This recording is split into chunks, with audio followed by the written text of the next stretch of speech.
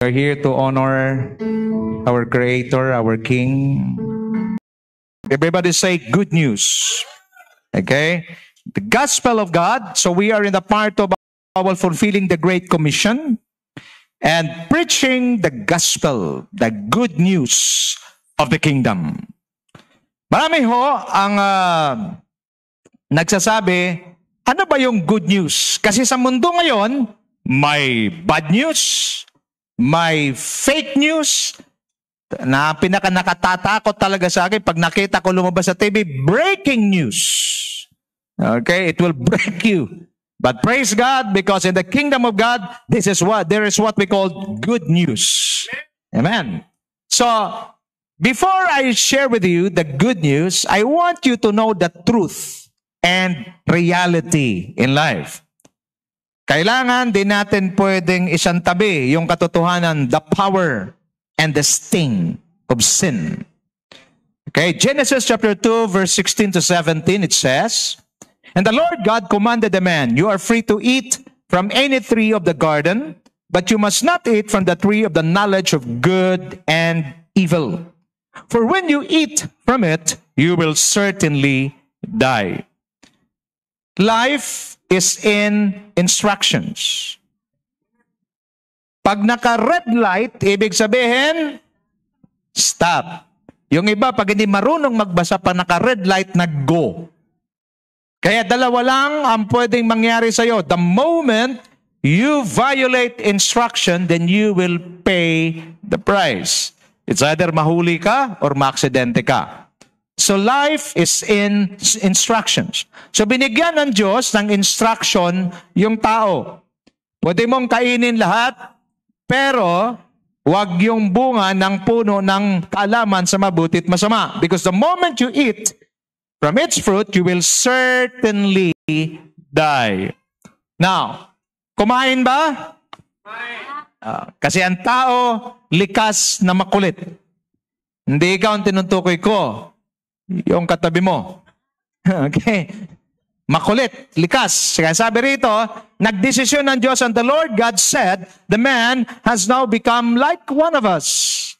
So knowing good and evil, he must not be allowed to reach out his hand and take also from the tree of life and eat and live forever. Why? Because the moment na ang tao kumain ng bunga ng tree of life, hindi na siya mamatay at siya'y makasalanan habang panahon. That is why God cut it off. That is how dangerous and venomous sin is. So the Lord God banished him from the Garden of Eden to work the ground from which he had been taken. So, para ho sa kaalaman na lahat, when you speak about Garden of Eden, ang ibig sabihin po yan, presence of God. So, isa sa ginagawa ng kasalanan ay alisin ang tao sa presensya ng Diyos. Sabi ng Bible, in His presence, there is fullness of joy. So, ibig sabihin, once ng isang tao ay nagkasala, ang unang nawawala sa kanya, joy. Okay? Now, andito yung mga pulis kasama natin, tinawag ko siyang mass distraction. Okay? The mass destruction, the effect of Adam and Eve rebellion. Ang sabi po ng Romans 5:12, therefore, just as sin entered the world through one man, and death through sin, and in this way, death come to all people because all sin. Ang nagbigay ng entrance para sa kamatayan sa lahat ng tao, kung tustusin, mga kapatid, makinig pong mabuti, ang disenyo talaga ng Diyos sa tao, hindi mamamatay kasi ang tao nilikang kawangis at kalarawan ng Diyos. At ang Diyos hindi namamatay, so design ng Diyos na ang tao hindi mamatay. Kaya nga si Adan namatay 930 years old. Ako ha? But because of sin, ang kasalanan, ang nagbigay ng permiso para mabuhay yung kamatayan. Wala naman talagang death originally, but because of sin, nabigyan ng buhay yung kamatayan. Di ba? Para magulo, no?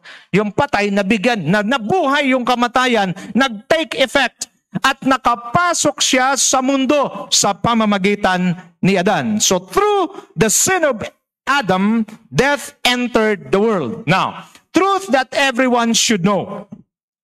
Walang karapatan ang sino man na maghusga sa bawat isa. Bakit? Because all have sinned.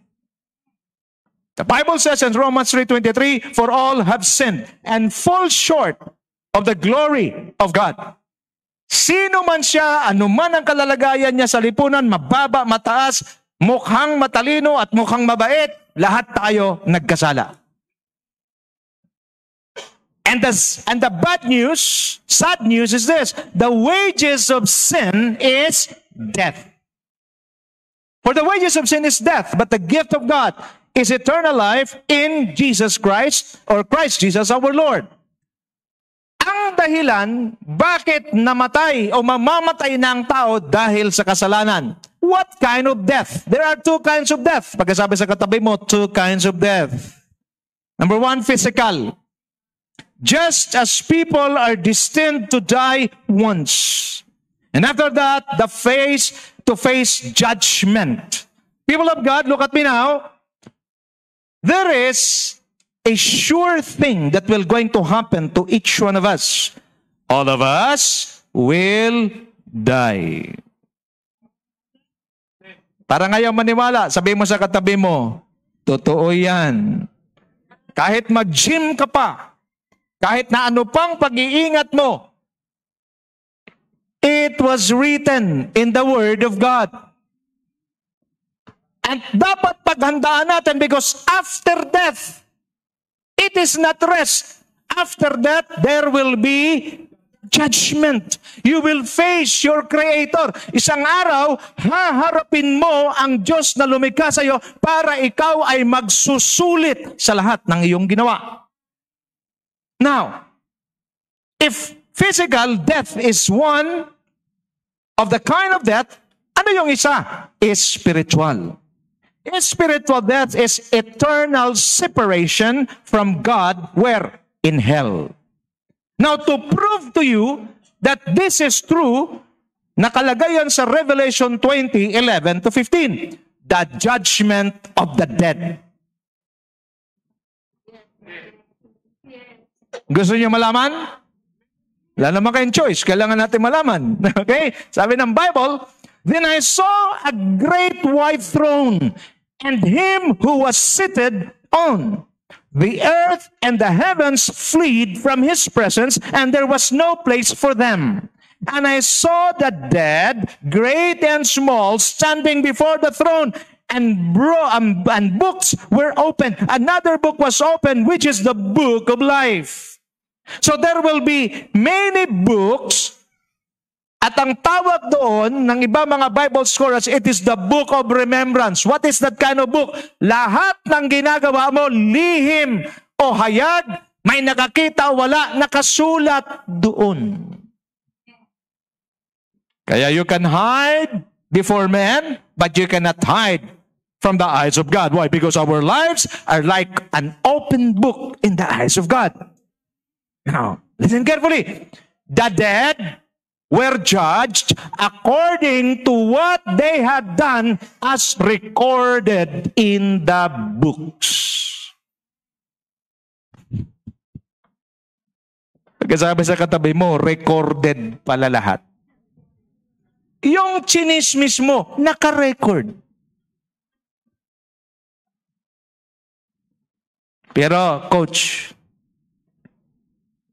pwedeng mabura yun.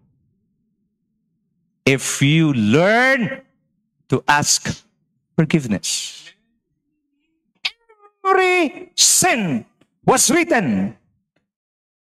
It is recorded. Julius sinned 8:25 a.m. And then it was erased because Julius asked for forgiveness 8:26. Ang problema, marami mga tao hindi marunong magpatawad. Kaya hanggang ngayon, nakatatak, huwag niyong hayaan na pagharap niya sa judgment, hindi pa nabura yung unforgiveness. It is all recorded.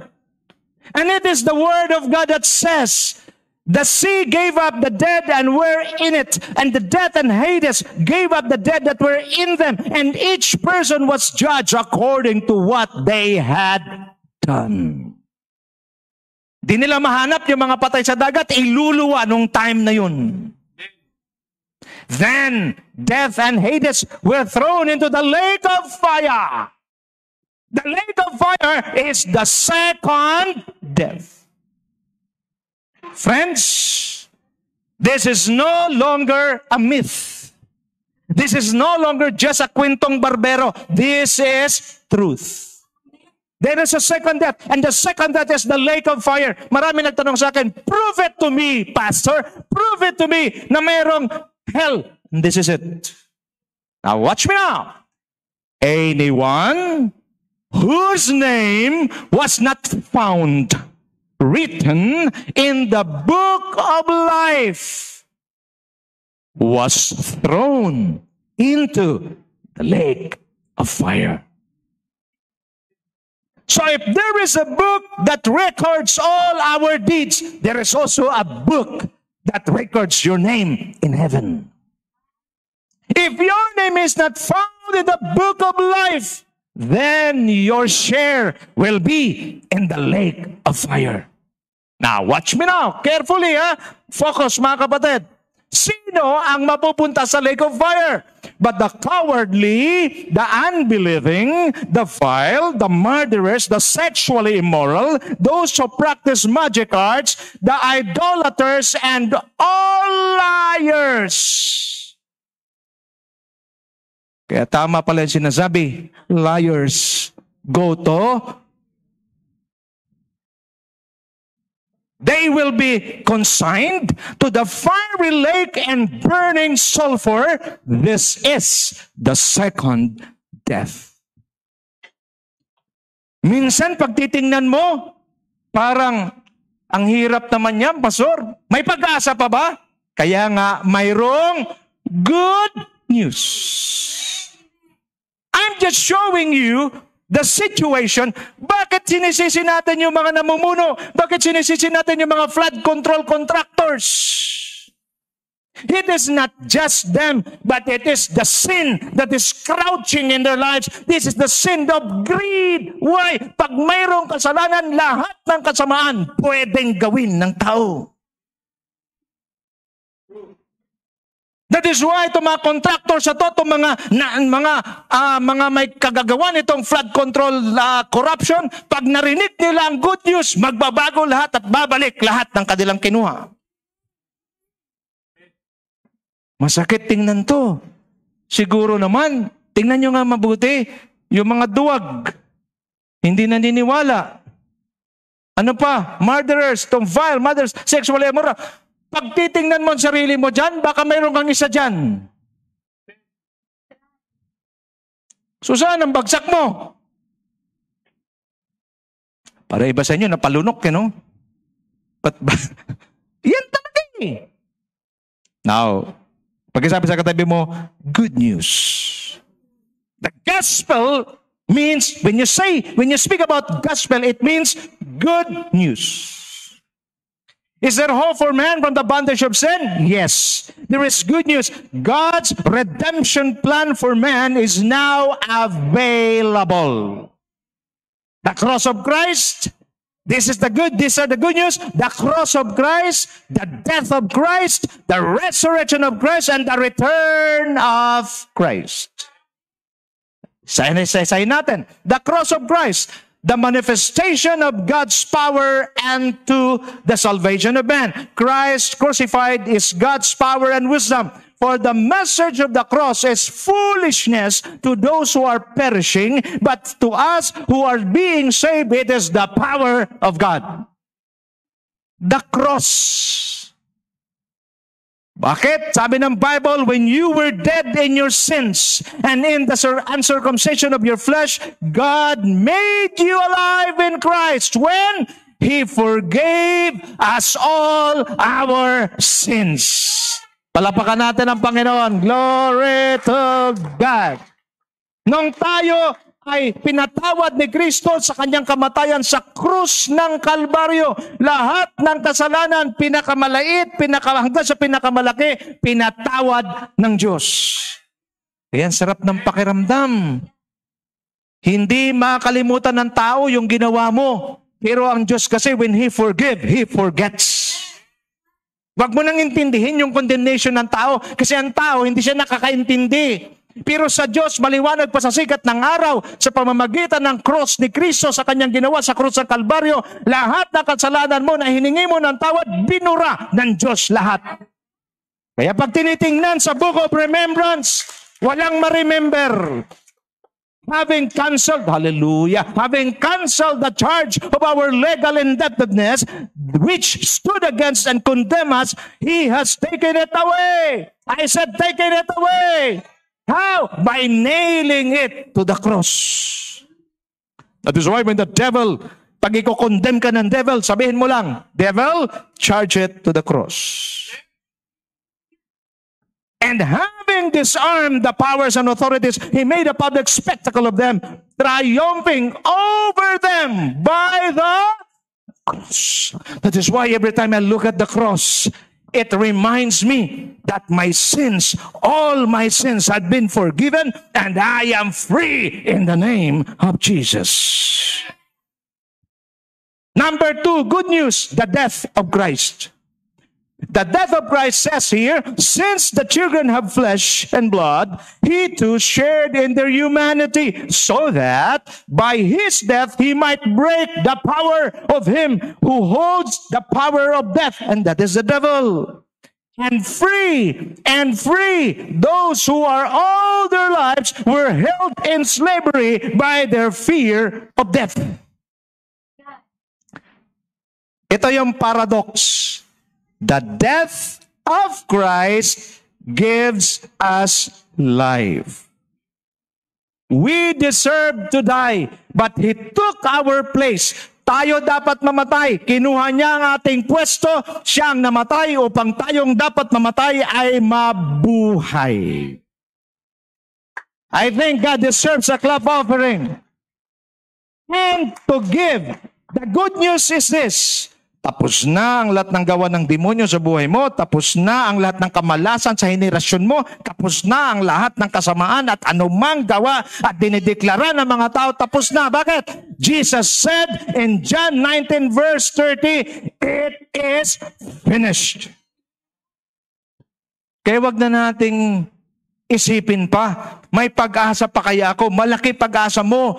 Gagaling pa kaya ako? Gagaling ka. Bakit? Tinapos na lahat ni Kristo doon sa cross ng Kalbaryo. Pag sabi sa katabi mo, it is finished. Yung transaction ay sasara mo pa lang, it is finished. Nagets niyo ba? Tapos na. Ay nako, pag ganyan kayo mag-responde, kayo matatapos niyan. Okay? Sabi mo sa katabi mo, it is finished. When God begins something, God will never live unfinished business. Pag sinimulan ng Panginoon, tatapusin ng Diyos at ikaw ano kailangan mo? Manalig ka lang, maniwala, lakaran mo at ikaw ay makakarating sa iyong victory. I said you will reach your God-given victory. Palakpakan natin si Lord. It is finished.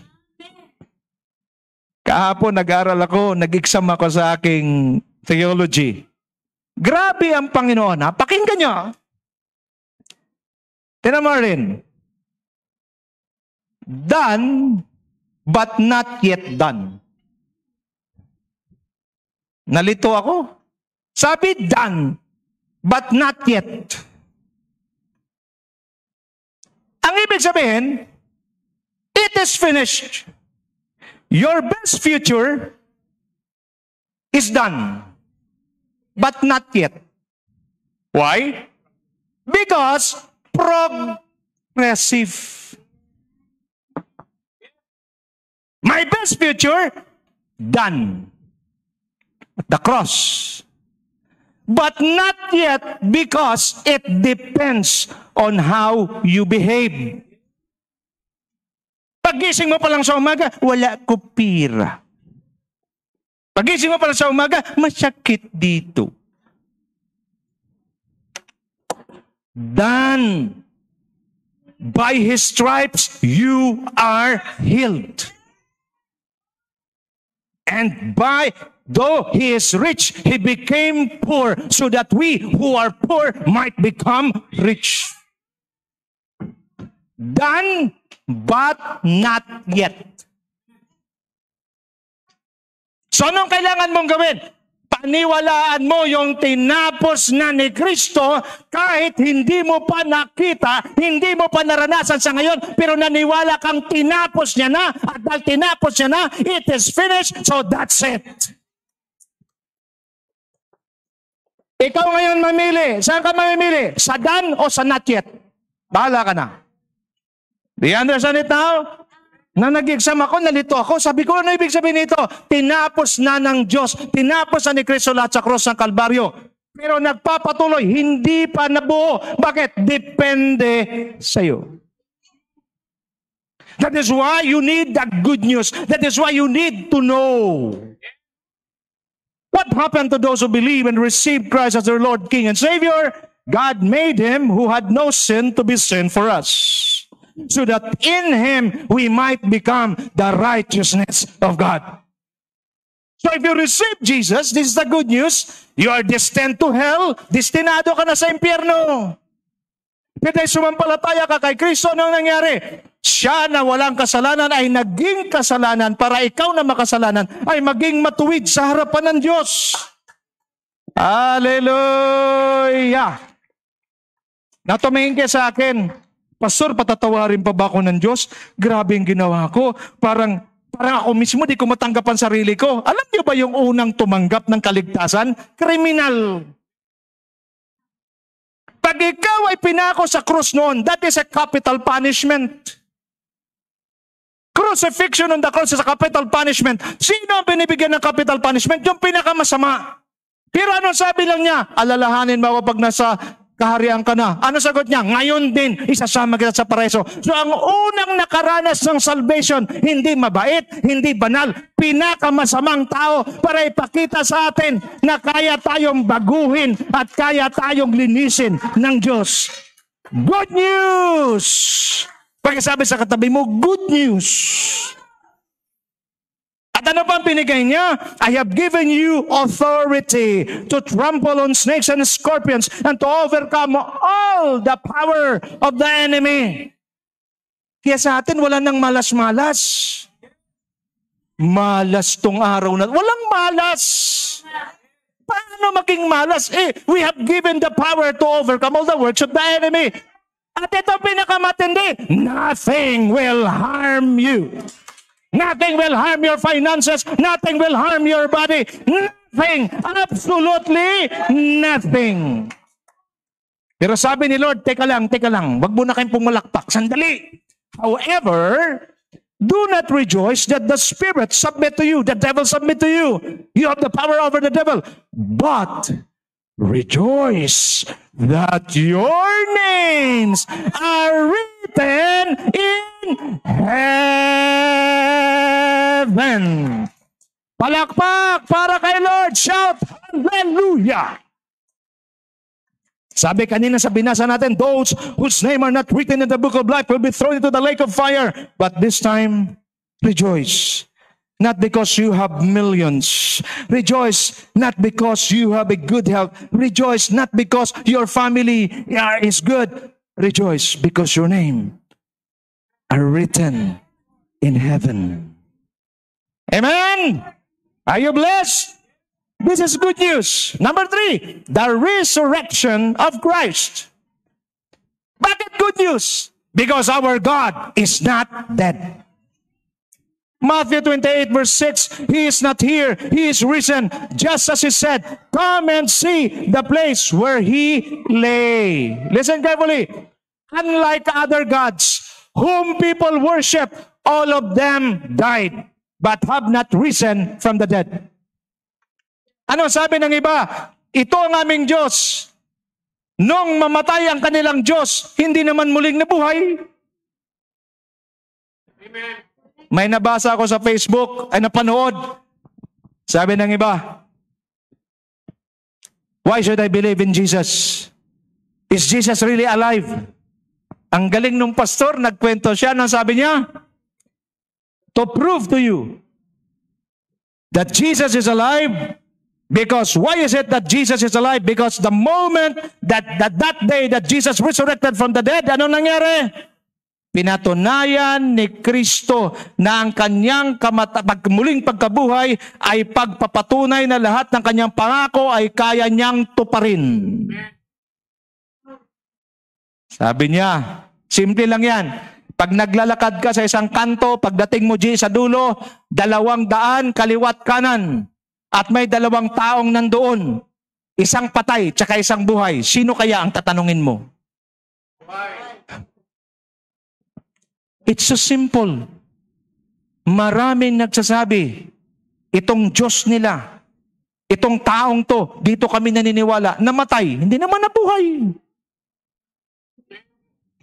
Bakit ko to pinagdidiinan? Bakit kasama sa good news ang resurrection ni Kristo? Because Jesus rose from the dead. Ibig sabihin, walang kapangyarihan kay Kristo ang kamatayan. At ang sino mang sumampalataya sa Kanya, kahit siya'y mamatay physically, pero siya'y muling mabubuhay sapagkat ang buhay ng Diyos ay sumasa Kanya. Those who died in Christ will also be resurrected with Christ. Kaya nga ho, itong ating mga paghihirap, mga problema dito sa lupa, pansamantala lang yan. Because whether you like it or not, death has no hold, has no power over us. John 11:25-26, Jesus said to her, I am the resurrection and the life. The one who believes in me will live, even though they die. Very clear. Kahit sila'y mamatay physically, mabubuhay sila muli. And whoever lives by believing in me will never die. Question, do you believe in this? Mahina nung mamatay. Mahina ang katawang to mabubulok. But this same body, pagkasabi sa katabi mo, same body, same face, same structure. Yung mukha ni Arlene, pag yan ay na-resurrect, same. Tingin ka sa akin. Ito, coach, mabigat ito napag-aralan ko ito. Isang bagay ang hindi mabubura sa'yo. Your memory.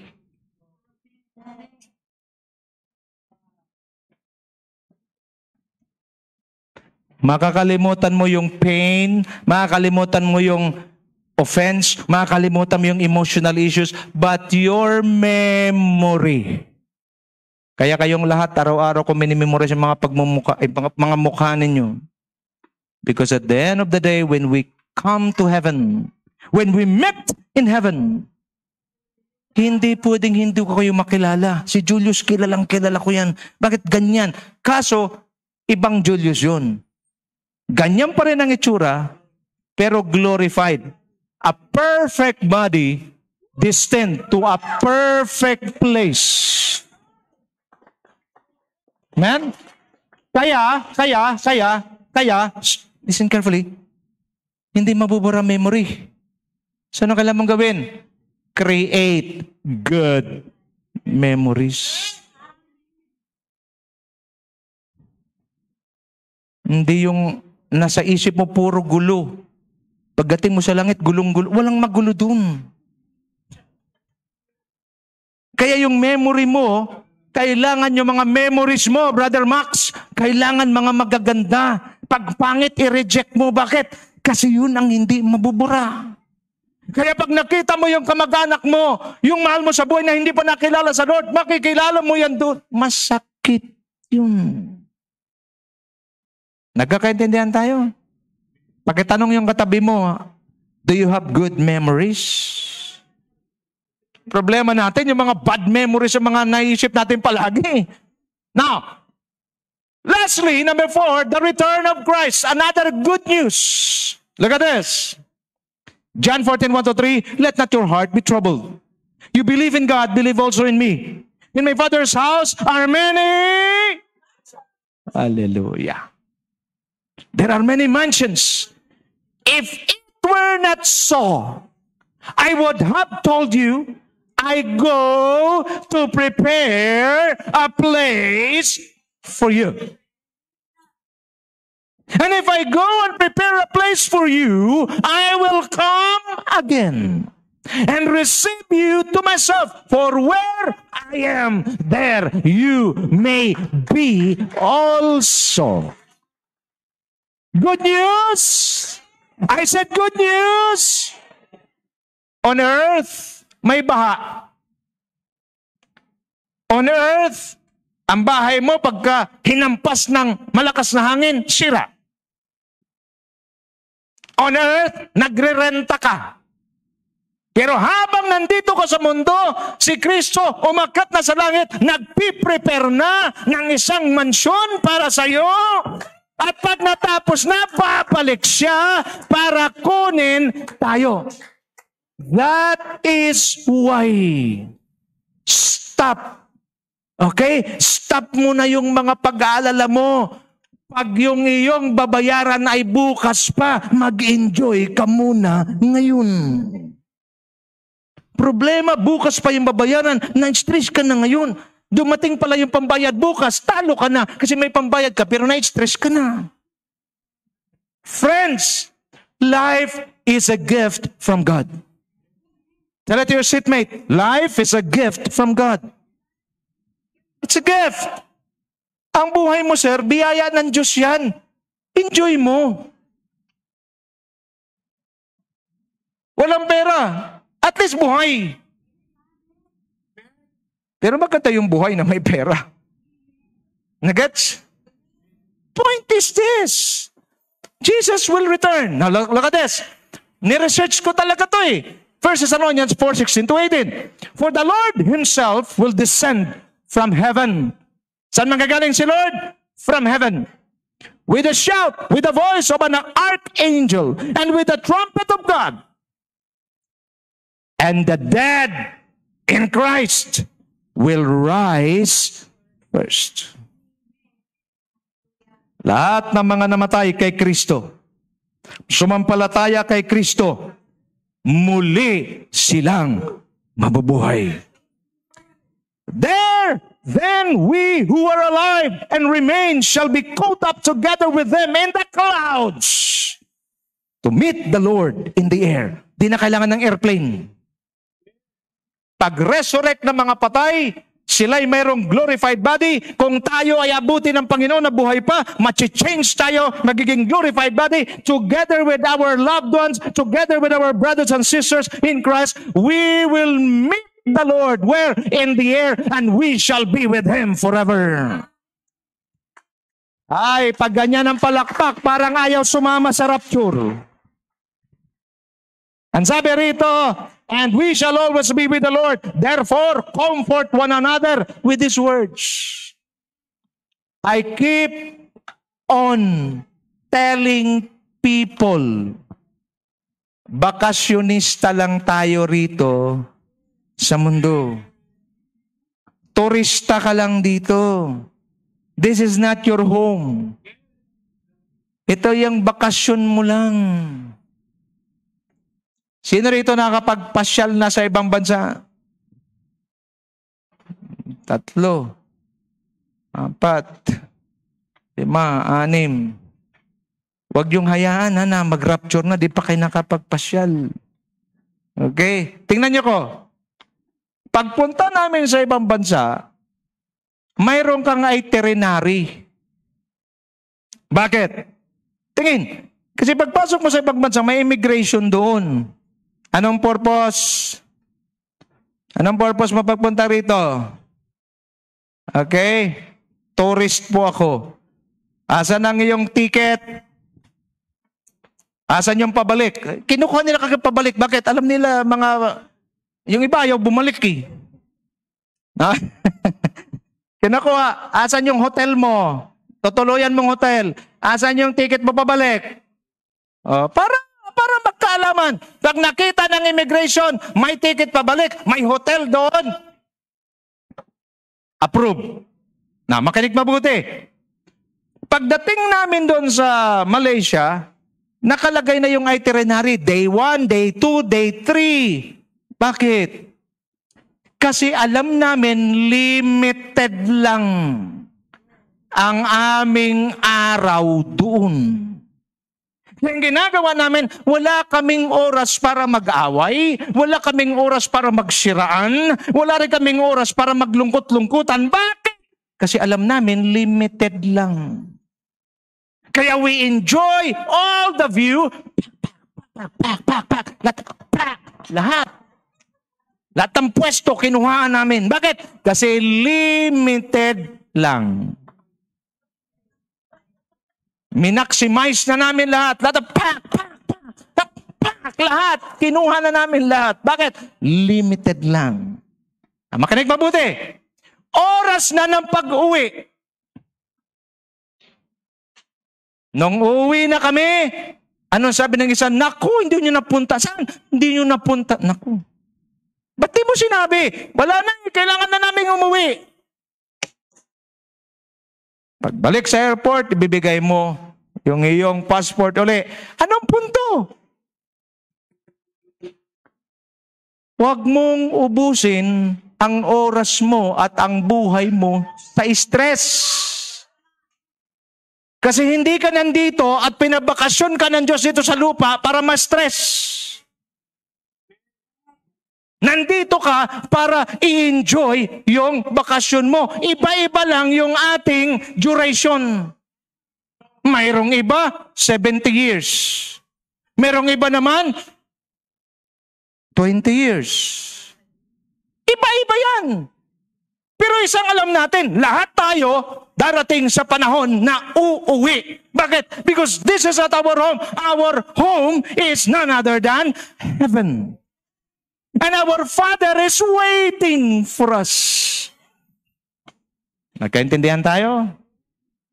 Pakisabi ulit sa katabi mo, nagbabakasyon ka lang pala rito. Ang problema, yung iba, parang ayaw na umuwi. Feeling nila, dito na sila. Forever. At yan ang malaking problema mo. Bakit? Kasi pag dito ka lang, ano mangyayari? Dito, magulo. Dito, mayroong flood na hindi makontrol.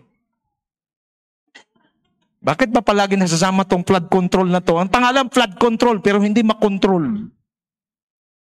Yan, baka saan pa tayo mapunta. What is our part? Now that we already know and received the gospel. 2 Corinthians 5:20, the name of our church. Now then, we are ambassadors for Christ. As though God were pleading through us, we implore you on Christ's behalf, be reconciled to God. The name of this church, diyan kinuha po yan, 2 Corinthians 5:20, King James Version. We are ambassadors for Christ. Now that we have the truth, sir, hindi mo hahayaan na mapunta sa impyerno yung ibang tao, yung mga katrabaho, kakilala mo. Anong kailangan mong gawin? I-share mo tong balita na si Kristo ay mayroong cross ni Kristo na kung saan doon pinatawad ng kasalanan mo. Namatay si Kristo para bayaran ang kasalanan mo. Si Kristo ay muling nabuhay para sabihin sa iyo, hindi siya patay, kumikilos siya at higit sa lahat, babalik siya. Simple lang balita natin. Matthew 24 verse 14, and this gospel of the kingdom will be preached into all the world as a witness to all nation, and then the end will come. Ang sabi ng iba, come Lord Jesus, hindi ka nga nag-share ng gospel. Ang paraan para sa Kristo muling babalik, kailangan kang mag-share ng gospel. And lastly, after sharing the gospel, let us disciple them to make disciples. And Jesus came and spoke to them, saying, all authority had been given to me in heaven and on earth. Go therefore and make disciples of all the nations, baptizing them in the name of the Father, of the Son, and of the Holy Spirit, teaching them to observe all things that I have commanded you. And lo, I am with you always, to the end of the age. Kung nais mong samahan ka ng Diyos sa lahat ng ginagawa mo, then do the Great Commission. What is the Great Commission? Go and make disciples. Problem kasi, coach, ngayon iba eh. Nakontento ang church na pag mayroong tumanggap kay Kristo, dalhin sa church, doon lang. We need to disciple them. Just like what you did in your business. Diba? You duplicate yourself. Buti pa sila sa business nakuha eh. In church, hindi. You raise up leaders, let them do what you do. You duplicate yourself. Imagine mo kung magiging 10 ka.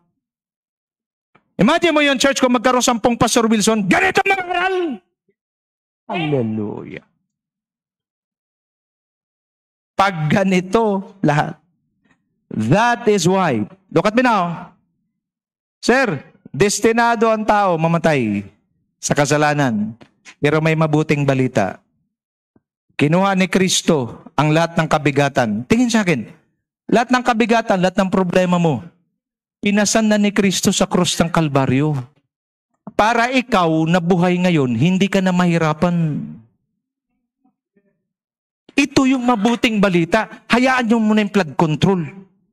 Wala kang control dyan. Hayaan mo na yan.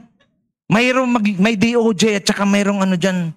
Mayroon namang Supreme Court na mag-ayos dyan. Tayo, dito lang tayo. Ayusin mo muna personal. Relasyon mo sa Diyos. Tumayo tayong lahat. Good news. The gospel. The cross of Christ. The death of Christ, the resurrection of Christ, and the return of Christ. Alam ni Lord kung ano yung ating pinagdadaanan. Alam din ni Lord.